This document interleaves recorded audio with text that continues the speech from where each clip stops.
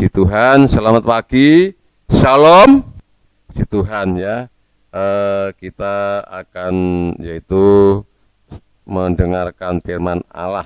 Kita akan membaca yaitu di dalam Kolose ya. Kolose pasal yang ketiga ya. Kolose pasal yang ketiga. Ayat yang ke-18 ya, 18. Ini tentang hubungan antara anggota-anggota rumah tangga ya. Hei istri-istri, tunduklah kepada suamimu sebagaimana seharusnya di dalam Tuhan. Di dalam Tuhan itu istri-istri harus tunduk. Bukan istri-istri itu semaunya sendiri. Bukan kalau sudah istri itu tunduk terus diinjak-injak, bukan. Di sini harus dikasih oleh suaminya ya. Makanya kita harus melihat di sini kita sebagai tubuh Kristus ya, kita hubungan antara anggota-anggota rumah tangga ya, seperti Ruth dan Boaz, dia rukun ya. Dia karena apa? Melakukan firman Allah. Dan ini perintah-perintah Allah itu. Juga sekarang ini perintah-perintah Allah. Hei istri-istri, tunduklah kepada suamimu sebagai seharusnya di dalam Tuhan, di dalam biarpun di dalam Tuhan itu ya harus tunduk. Ya. Kalau kita melihat, mendengarkan kebanyakan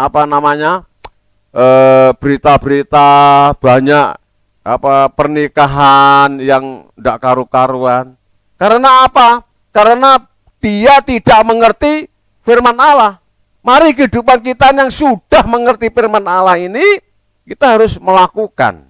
Ya, hai suami-suami, kasihlah istrimu, ya, dan jangan berlaku kasar terhadap dia, ya. Sebagai suami, kita ini sebagai suami tidak boleh berbuat kasar kepada istrinya. Sebab apa? Kalau kita melihat di dalam tabernakel, di dalam itu kabar-kabar yang ya hubungan antara anggota-anggota tubuh ya, rumah tangga. Kita suami itu sebagai kepala dan istri itu sebagai tubuh. Kalau kehidupan sebagai suami buat kasar kepada istrinya, itu berarti buat kasar terhadap tubuhnya sendiri. Ya toh? Kalau sudah orang yang berbuat kasar terhadap tubuhnya sendiri, itu seperti orang apa itu? Ya, itu loh yang ada di kuburan itu, buah buki sendiri, seperti itu. Ya toh, tubuhnya kok dibuat kasar, harus apa? Dikasih, jangan berbuat kasar kepada istrinya. Puji Tuhan. Ini kehidupan di dalam rumah tangga. Supaya di dalam rumah tangga itu ada damai sejahtera, yaitu istri tunduk kepada suaminya, kepada kepala, dan suami harus mengasihi ya. Istri tunduk kepada suaminya, suami harus mengasihi ya. Dan juga harus tidak boleh, keluarga itu tidak boleh berbuat kasar kepada anak-anak. Dan anak-anak harus tunduk kepada orang tua. Kalau ingin apa? Diberi panjang umur. Ya, itu di dalam Efesus pasal 6 ayat 1. Yaitu anak-anak harus tunduk kepada kepada orang tuanya. Hei anak-anak, taatilah orang tuamu dalam segala hal, karena itulah yang indah di dalam Tuhan. Ya, kalau di sini indah di dalam Tuhan, tapi di Efesus itu yaitu mengatakan diberi panjang umur. Ya, umurnya panjang. Kalau kita anak-anak itu menghargai, ya turut kepada orang tua, itu diberi panjang umur. Lalu di dalam Kolose ini indah di mata Tuhan. Indah hidupnya, ya, puji Tuhan.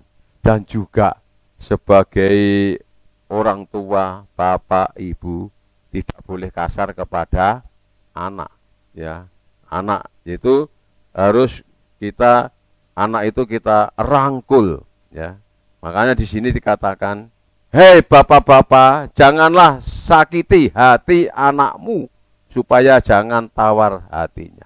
Seperti itu. Ini semua kalau membaca ini semua harus kita lakukan. Anak-anak menghargai, ya, taat kepada orang tua, dan bapak-bapak tidak boleh menyakiti hati anaknya, ya. Kalau menyakiti hati anak, waduh, berbahaya. Sebab apa? Makanya saat hari-hari ini, saat ini banyak pembunuhan anak, bunuh orang tua. Itu karena anak itu mempunyai sakit hati kepada yaitu bapaknya. Makanya kita belajar, ya. Mari kita belajar semua, kita belajar. Saya, ya, sebagai suami harus mengasihi kepada istri, ya. Istri jangan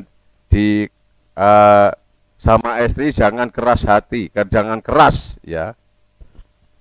Dan bapak jangan sampai menyakiti anak. Anak harus tunduk kepada orang tua, dan istri harus tunduk kepada suami. Kalau ada firman Allah gini, jangan terus istri itu dibikin seperti pembantu, jangan. Harus dikasih. Kadang-kadang firman Tuhan itu untuk ajang, ya. Untuk aku jadi suami, kamu harus tunduk. Tidak benar, ya. Seringkali seperti itu. Itu tidak benar seperti ini. Mari kehidupan kita ini sebagai hidup dalam rumah tangga supaya dimuliakan seperti Rut, ya. Kita harus sungguh-sungguh. Kalau Rut itu seorang yang taat, seorang yang dengar-dengaran kepada orang tuanya, ya.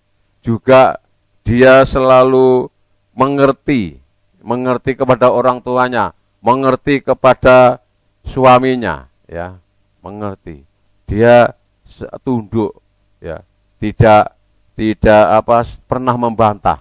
Kalau saudara membaca Rut ini, melihat Rut itu tidak pernah membantah, ya. Dia tidak pernah melawan. Waktu di Israel mengikuti Naomi, orang tuanya, dia melakukan. Dia sebelumnya waktu itu sebelum punya makanan, dia mencari gogrok-gogrokan, ya. Tetapi setelah dia nikah sama Boas, ya, dia dipermuliakan sampai itu orang tuanya, sampai mertuanya itu dipermuliakan, ya.